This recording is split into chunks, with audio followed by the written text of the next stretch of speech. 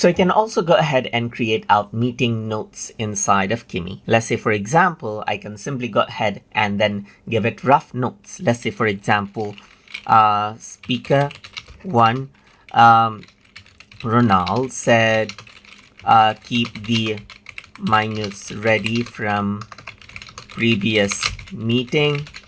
Sally said the reports are yet to be done.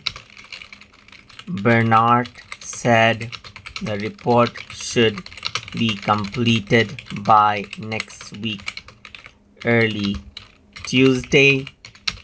And Bernard also added, we are in break even in company.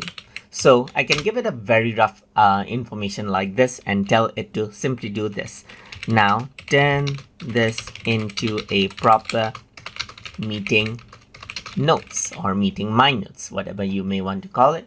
And then once you go ahead and do that, what happens is that it'll simply go ahead and generate out meeting notes, some minutes right here. So you can see that it says meeting notes, so date and time and location. You need to insert that here.